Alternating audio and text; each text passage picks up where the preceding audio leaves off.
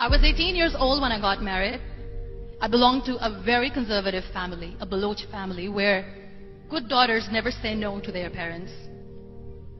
My father wanted me to get married, and all I said was, if that makes you happy, I'll say yes. And of course, it was never a happy marriage.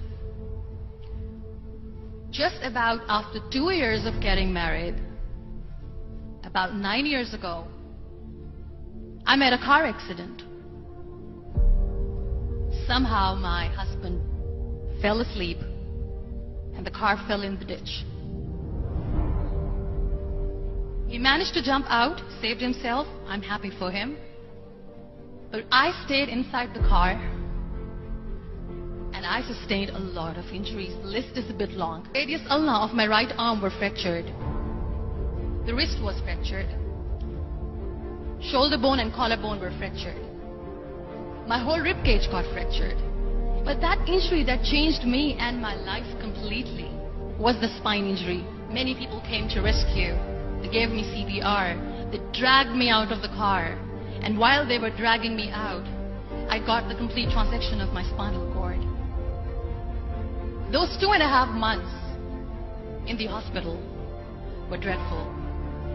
I was at the verge of despair. One day, doctor came to me and he said, well, I heard that you wanted to be an artist, but you ended up being a housewife. I have a bad news for you. You won't be able to paint again. Next day, doctor came to me and said, your spine injury is so bad, you won't be able to walk again. I took a deep breath and I said, it's all right. The very next day, doctor came to me and said, because of your spine injury and the fixation that you have in your back, you won't be able to give birth to a child again. That day, I was devastated. I started to question my existence. Why am I even alive? So what kept me going was, one day I asked my brothers, I know I have a deformed hand, but I'm tired of looking at these white walls in the hospital and wearing these white scrubs. Bring me some colors, bring me some small canvas. I want to paint. So the very first painting I made was on my deathbed, where I painted for the very first time. What an amazing therapy it was. Without uttering a single word, I could paint my heart out. I could share my story. People used to come and say, what lovely painting. So much color. Nobody could see the grief in it. Only I could. And that day I decided that I'm going to live life for myself. I am not going to be that perfect person for someone. I am just going to take this moment and I will make it perfect for myself. That I'm going to fight my fears. So I wrote down one by one all those fears. And I decided that I'm going to overcome these fears one at a time. Do you know what was my biggest fear? Divorce. But the day I decided that this is nothing but my fear, I liberated myself by setting him free.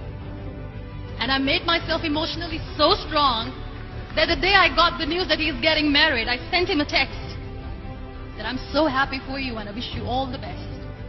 And he knows that I pray for him today. Number 2 was, I won't be able to be a mother again.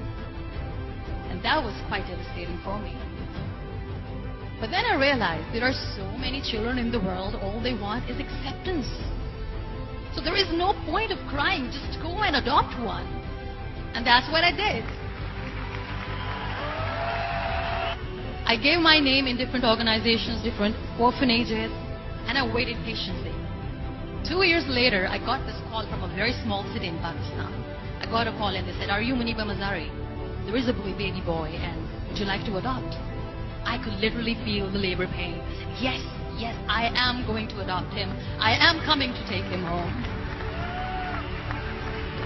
And that day, Nile was 2 days old, and today he's 6. Do you know when you end up being on the wheelchair, what's the most painful thing? People think that they will not be accepted by other people because we, in the world of perfect people, are imperfect. I started to appear more in public. I started to paint. I have done a lot of modeling campaigns. I decided that I'm going to decided that I'm going to join the national TV of Pakistan as an anchor person. I became the National Goodwill Ambassador for UN Women Pakistan, and now I speak for the rights of women, children. I was featured in BBC 100 Women for 2015. I'm one of Forbes 30 under 30 for 2016. We have this amazing fantasy about life. This is how things should work. This is my plan. It should go as per my plan. If that doesn't happen, we give up. I never wanted to be on the wheelchair.